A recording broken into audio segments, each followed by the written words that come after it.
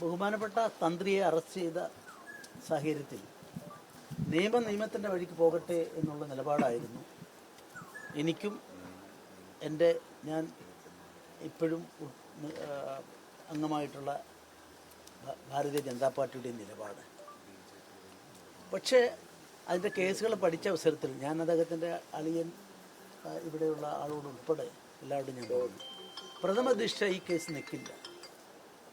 രാമപിള്ള സാറിനെ പോലെ നല്ല അഭിഭാഷകനുമാണ്. ഒരു കാരണവശാലും നിൽക്കില്ല, ഒരു പോയിന്റ് പോലുമില്ല. ഭഗവാന്റെ കാരുണ്യം കൊണ്ട്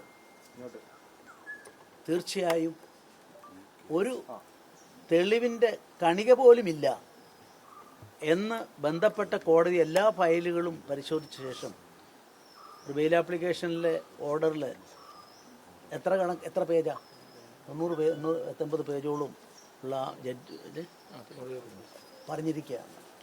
ഇത് നമ്മുടെ എല്ലാം കണ്ണ് തുറപ്പിക്കേണ്ടതാണ്. 41 ദിവസം ഇതുപോലൊരാളെ പിടിച്ച് ജയിലിലിടാനുള്ള സാഹചര്യം അത് ഇപ്പം പൊടുന്നനവേ ഉണ്ടായതല്ല. കുറച്ച് കാലങ്ങളായി ഒരു രാഷ്ട്രീയ പ്രസ്ഥാനം, കേരളം ഭരിക്കുന്ന രാഷ്ട്രീയ പ്രസ്ഥാനം സ്വീകരിച്ചു വരുന്ന സമീപനത്തിൻ്റെ ഫലമാണ് എന്നാണ് എനിക്ക് അടിവരയിട്ട് ഇതിൽ പറയാനായിട്ടുള്ളത്.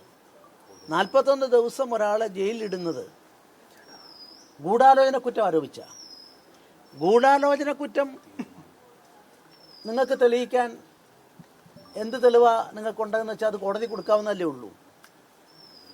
അപ്പോൾ തൊണ്ടിപ്പതിൽ കണ്ടെടുക്കലോ മറ്റുള്ള പോലെ അല്ലല്ലോ ഗൂഢാലോചന കുറ്റം.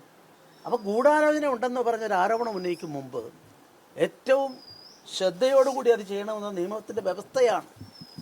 ആ വ്യവസ്ഥയാണ് കേരളത്തിലെ സ്പെഷ്യൽ ഇൻവെസ്റ്റിഗേഷൻ ടീമും അല്ലെങ്കിൽ അതുമായി ബന്ധപ്പെട്ട ഭരണകൂടവും എല്ലാം ചെയ്തിട്ടുള്ളതെന്ന് പറയാൻ ഞാൻ മടിക്കുന്നില്ല. ഞാനിത് പറയാനുള്ള കാരണം, ഞാനൊരു പുസ്തകം എഴുതി.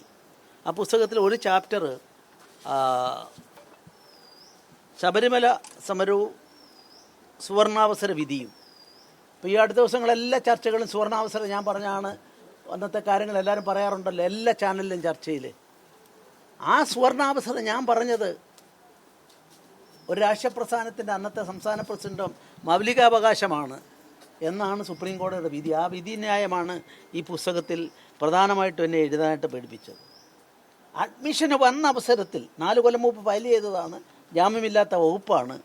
പക്ഷേ ആ കേസ് അഡ്മിഷൻ വന്ന ദിവസം തന്നെ ഹൈക്കോടതി വിശദമായ വാദം കേട്ട ശേഷം അഡ്മിഷൻ പോലും കൊടുക്കാതെ തള്ളുകയാണ് ഉണ്ടായത്.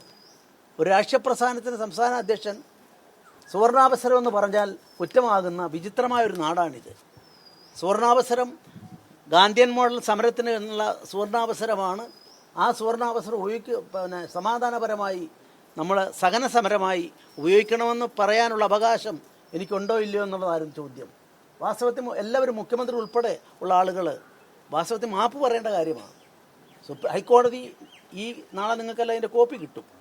ഹൈക്കോടതി പറഞ്ഞിട്ടുള്ളത് ഒരു രാഷ്ട്രീയ പ്രസ്ഥാനത്തിൻ്റെ സംസ്ഥാന അധ്യക്ഷനെ തൻ്റെ പാർട്ടി പ്രവർത്തകരോട് ഒരു റൂമിലിരുന്നു കൊണ്ട് അദ്ദേഹത്തിൻ്റെ പ്രസംഗം നടത്തുമ്പം മനസ്സിൻ്റെ അടിത്തട്ടിൽ നിന്നുള്ള വാക്കുകളാണ് വരിക. അത് പറയാൻ അവകാശമല്ലെങ്കിൽ പിന്നെ എന്ത് ജനാധിപത്യം എന്നാണ് ചോദിച്ചിട്ടുള്ളത്. പക്ഷെ ഇതൊന്നും നമുക്കാർക്കും അറിയാൻ സാധിച്ചില്ല. ഞാൻ എവിടെയും പ്രചരിപ്പിക്കാൻ ശ്രമിച്ചില്ല. ഈ പുസ്തകം ഇപ്പോഴത്തെ ഈ തർക്കമുണ്ടാകുന്നതിന് മുമ്പ് ഞാൻ തയ്യാറാക്കിയതാണ്. കോഴിക്കോട്ടെ ടൂറിസം സ്റ്റാൾ പൂർണ്ണ പബ്ലിക്കേഷൻ അവരുടേതാണ് ഈ പുസ്തകം. നാളെ അത് പുറത്തിറങ്ങാൻ പോവുകയാണ്.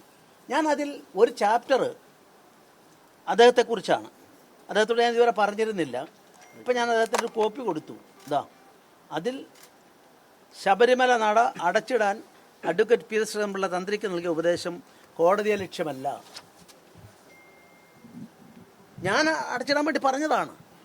അന്ന് രാവിലെ ഒരു തത്വദിശയുമില്ലാതെ നിയമത്തെ കാറ്റിൽ പറത്തിക്കൊണ്ട് 2 സ്ത്രീകളെ, രഹന ഫാത്തിമ, അതുപോലെ തന്നെ ബിന്ദുമണി എന്നല്ല, നിങ്ങൾ അറിയാത്തത് പറയാം, കവിത, മഹാരാഷ്ട്രക്കാരി, ഈ 2 പേരെയും, കവിത ജക്കാല, ഇവർ 2 പേരെയും അന്ന് അണിയിച്ചൊരുക്കി പോലീസ് യൂണിഫോം ഇട്ട്, ഞാൻ അണ്ടർലൈൻ ചെയ്യുന്നു, പോലീസ് യൂണിഫോം ഇട്ട് അവരെ 18-ാം പടിയുടെ നട വരെ കൊണ്ടുപോകാൻ പോലീസിന് സാധിച്ചു.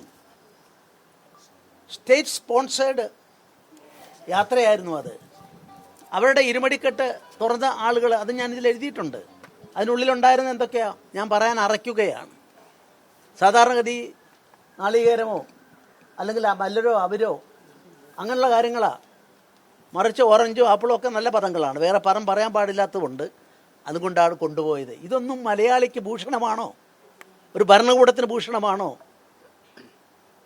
അപ്പോൾ അതിനെ സംബന്ധിച്ചിടത്തോളം ആ സമരത്തെ അന്ന് രക്ഷപ്പെടുത്തിയ ഒരാളിൻ്റെ നിർണായകമായ തീരുമാനമാണ്, നിർണായകമായ നടപടിയാണ്.